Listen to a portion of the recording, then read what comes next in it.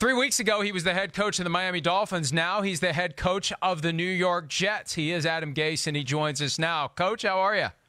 I'm great. How you doing, Mike?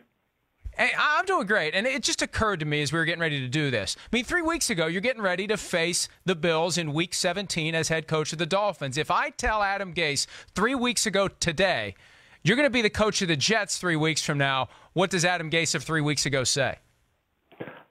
If you would have told me the week before that, I probably would have said you were crazy. Before the Buffalo game, that wouldn't have shocked me. Why do you say that? I don't know. You can always feel when something's not right.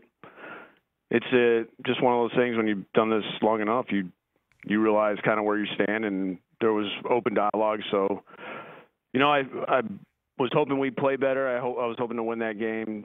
It just would have been better for us if we would have won in the offseason 8-8. Do you think it would have made a difference in what unfolded in Miami if you had won that last game? It could have. We'll never know. I mean, maybe it's, you win that game, and there's just always a different feeling after a win. How much did you push things to a head in Miami? I mean, I don't want to spend a whole lot of time talking about it, but I'm just curious because there was a sense that the owner was going to take his time and think things through. Did you in any way take the bull by the horns and say, look, I may have other opportunities. I want to know what's going on. I don't want to twist here for a week or two. I want to know where I stand. No, that wasn't something that I had to do or was looking to do. I was focused on trying to help us win that last game and really keeping our guys focused and not listening to the outside noise. It was starting to get a little louder at that point. And, we were trying to get the guys that we had available to us to play as well as they could. We knew we were in for a challenge. We knew we struggled with Josh Allen the last time we played him. We knew we were going into an environment where the fans were going to be fired up because it was going to be Kyle Williams' last game. So we knew we had a lot of things that we had to overcome. But after that game ends, is your mindset, I'm going to sit back and wait and see what happens, or is it, come on, let me know where I stand so I can make plans with my life? I knew we were going to talk the next day. So, I mean, it was already – I knew that there was going to be a conversation on Monday. Why was it important for you to get right back at it instead of taking a year off like Mike McCarthy did? Yeah, you know what? I thought about it, and I didn't have a ton of time to think about it. But I knew I was going to do the interviews. But then I knew I always had the opportunity to sit back and say, if I don't want to do it, then I can pull away. If I want to be a coordinator, I have opportunities there. If I don't want to do that, I can go coach my son's flag football team. That was his suggestion. And I wasn't really feeling that. I really have to hear him complain enough. He's 6. He's got a lot of ideas. And I'm really a one-way kind of guy. I want to do it the way I want to do it. He's got his own opinion. How big of a deal is it for you to stay in the division? You know the teams, you know the Dolphins, you know the Jets from having to face them. How much of an attraction was that? It's a huge attraction because you already know the division. You know the team you just came from. The hardest thing, the thing that I'm trying to really get caught up on is the actual offense of the team I'm with, because I spent more time going against the defense. I'm trying to learn our offensive personnel here, and the rest of the division, for the most part, I know well enough. Everything seemed to move so fast this year in the hiring cycle. The first week was quiet, but for the interviews, but then the dominoes started to fall very, very quickly. How surprised were you that those jobs started to fill up as quickly as they did last week? 1 on Monday, 2 on Tuesday, 3 on Wednesday. I don't think anybody had a second round of interviews. It was one interview, make your decision and go. How surprised were you by that? I think there's more than what you realize, just because you don't have to fly back in. I mean, with FaceTime and Skype and all that stuff, that makes it easier for front office guys and ownership, players, if they have players involved, to be able to FaceTime you or Skype you, and basically you can answer questions face to face without being there. And I think that interaction is a good part of that process, because now you don't have guys flying back and forth. Hey, I want to ask you this. I want to ask you this. It's just more personable when you do it that way. Did you talk to Sam Darnold before you got the job offer in New York? He was involved in a three-way FaceTime, which that was the first time I learned that there is a three-way FaceTime. Which I'm fired up about. I learned how to do it, and I've been just randomly doing it. And I think that you can do like even more than that. I haven't tried it. I've just seen the commercial where they have like they have 8 Elvises all communicating with each other at the same time from all across the world. What was your impression of Darnold after talking to him in that setting before you actually got the job offer? I love the questions he was asking. He was on it for what was going through his mind, what he was looking for. The questions he was asking me about offense, kind of how I've gone about in the past of handling certain situations just football wise and with quarterbacks and the offense.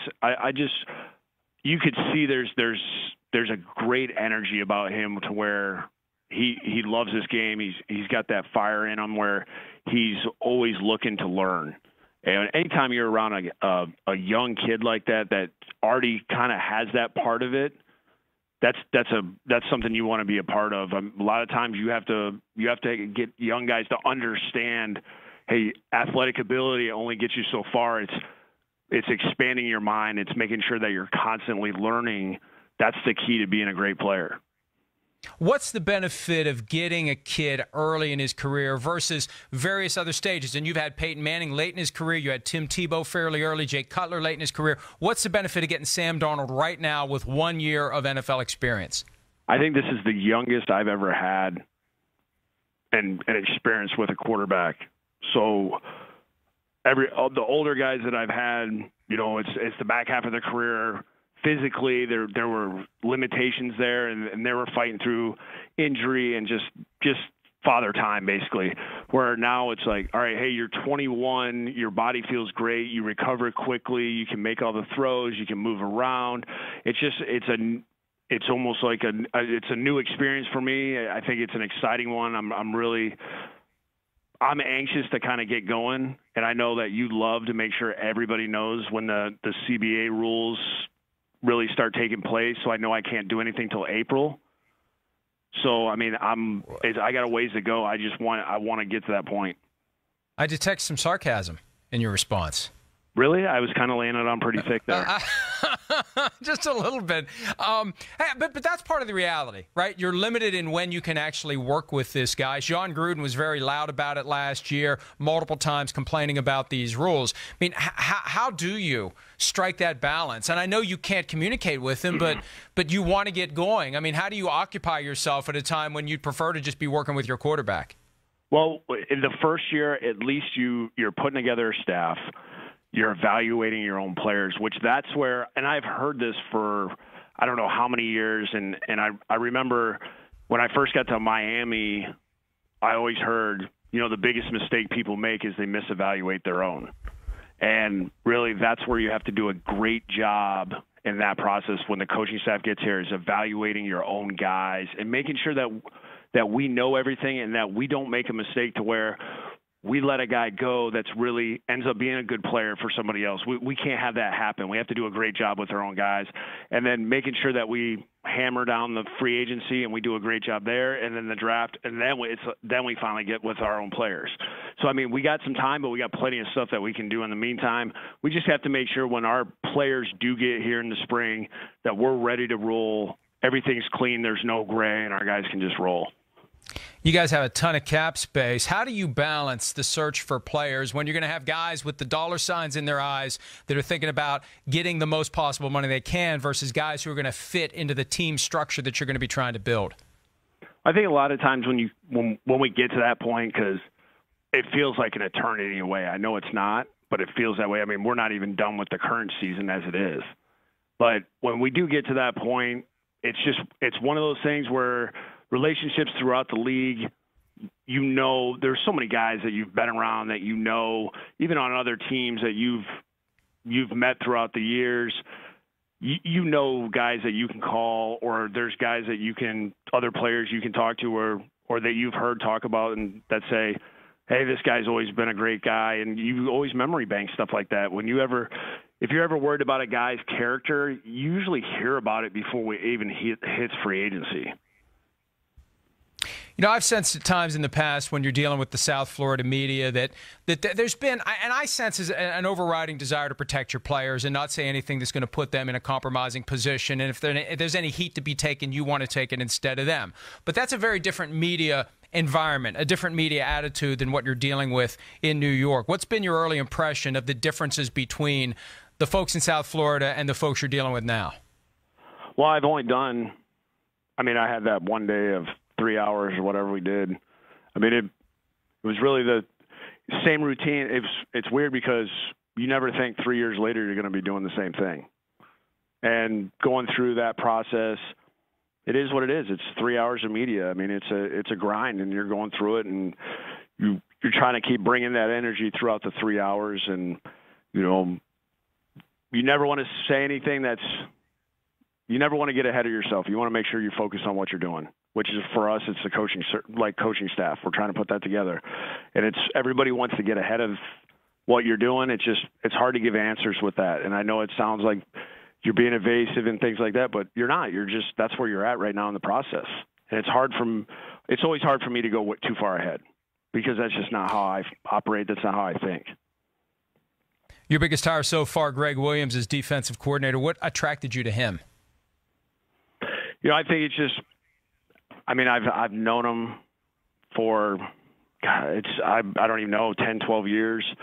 He's somebody that I've gone against multiple times. I always enjoyed facing him because I knew what kind of team I was going to be going against. I knew there was always there was an energy that was brought anytime that we played a game where he was a defensive coordinator because I knew what he was bringing.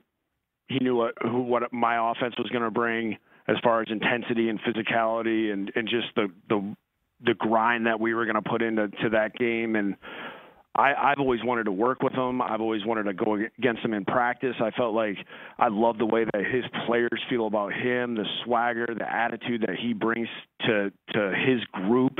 I love his experience and the fact that he's been a head coach and he's coming off. He he takes over Cleveland's deal and they're winning ball games over there, and he's acting like this is what it was. This was what it was going to be the whole time. Like he didn't even blink an eye. Like he wasn't surprised. And I love that about him. I love the way that his attitude is just infectious. And I think one of the dynamics when you get into a professional football organization, or really any football team, you get a collection of alpha males, and you have to figure out how everybody's going to get along. And you've got a strong desire to win, strong personality, type A. Gregg Williams, strong desire to win, strong personality, type A. How do you get to the level of comfort that everything's going to work out and everybody's going to get along and there aren't going to be any issues? We're here to win. That's what we're here to do. I don't go into this thinking, hey, I'm worried about this. I'm worried about this. I'm not worried about anything. I'm worried about how are we going to win football games? How are we going to get our guys ready? How are we going to put the best team possible? How are we going to put the best coaching staff together? And that's why Gregg is the first guy that we're getting on board right now. Is he's going to be involved with doing that. And when he gets here, then him and myself, we're going to hammer this defensive staff out, get that put together, and then eventually the offensive staff is going to come together, and then we're going to be ready to roll. Like, I'm excited. I just keep picturing practice of this is what's going to be the difference maker for us. Is it's going to be like a game every day because the competition and the competitiveness between Gregg, myself, the staffs, that's what you want. That's how you get that energy you want to where the players feel that they're practicing like that. They're creating that attitude. So now all of a sudden it becomes the fourth quarter. It's a close game. Our guys have been there before. The New York Post has already brought up the bounty issue. I know it's been 7 years, but Gregg Williams was right in the middle of that. It was a black eye for the Saints, for the league. Does that come up at all in your thought process? Is there even a little piece of you that has to resolve that everything's fine there, it's not going to be an issue, it's not going to be a problem, it's not going to be something that drags us down, we can get past that? Gregg paid his – Gregg was penalized for that heavily, and football was taken away from him. Like he did his time, and that's what makes this country great, right? People get second chances all the time. He's gotten a second chance. He's done it right. He's gone, and he has worked extremely hard to do things right. And for me or anyone else to hold that over his head, to me, it's wrong. It's just like when we give players second opportunities, it's the same thing. People make mistakes. We've moved on from it. He paid it. He did his time. And to me, that's something I'm not even concerned about. Before we wrap up, I want to go back to what your life must have been like that week after the Buffalo game. Monday it ends in Miami, and instantly you are whisked into this interview cycle for all of the vacancies. I mean, give me an idea of what goes on when you go in for an interview. What kind of preparation goes into it? What do you put together? What do you even have time to put together when you're fired one day and you're interviewing with the Cardinals the next day? You think quick on your feet. You know, there was a lot of – the good thing was I had an idea of the moving pieces that were going on in the coaching world with who could be available coaching staff-wise. Teams were great with me and were willing to talk through understanding that, hey, I was a head coach on Sunday. I'm fired on Monday. Tuesday I think it was Wednesday I was on a plane to interview at Arizona. I stayed there, came back, flew out Friday to go see the Jets, flew back, or I actually went from Arizona to New York. Then I went New York to Florida and then interviewed with Green Bay on Sunday. So, I mean, everything was fast. I was doing the best I could of putting the staff together, listening to who had been let go, what guys were staying, to where I could just have a staff kind of ready to present to ownership. Before we wrap, what would you say to Jets fans out there who are just skeptical? They say, well, it really didn't go well the last 2 years in Miami and the time in Denver. That's all Peyton Manning. That's not Gase. And we don't really know what to think about this guy. What would you say to those fans who are just kind of taking a wait-and-see approach? I just look at it like this. We're going to put in the work. We're going to be able to, when we get to Sunday, that's really going to be our test. And that's, if people need to wait to Sunday and see wins and losses and they need to go through a season, that's like I get it, but I guess I'm the kind of person that is we're gonna put the work in, we're gonna be ready to go, and we're looking to win. So that's kind of our mindset. That's what we're looking to do. We have expectations as a coaching staff. We have expectations as players, and we're gonna look to meet those expectations. April, when the schedule comes out, who do you want Week 1, Patriots or the Dolphins? Ooh, I'm not gonna, Mike. You can decide that. I'm not gonna say. I'm not gonna say. All right. I think I know. I think you'd take the Dolphins every week for 17 weeks, including the bye week. Oh, that's just my guess. I'm all for a bye week. I've gone through one of those. 16 straight weeks is tough. That's true. Well, that's right. And that was one of the things that hung over that season in 2017. People say, what went wrong? What went wrong is everything went wrong for the Dolphins that year. I mean, it's not an excuse. It's a reality. So hopefully you'll have your starting quarterback for a full season. Hopefully you won't have games moved around and bye weeks taken away. And hopefully you'll have fewer of the adversities that you had to deal with the last 2 years in Miami. Coach, appreciate some of your time. All the best going forward. Look forward to talking to you down the road. I appreciate it, Mike. Hi, I'm Mike Tirico, and thanks for watching. Make sure to hit subscribe for the latest news and highlights from NBC Sports.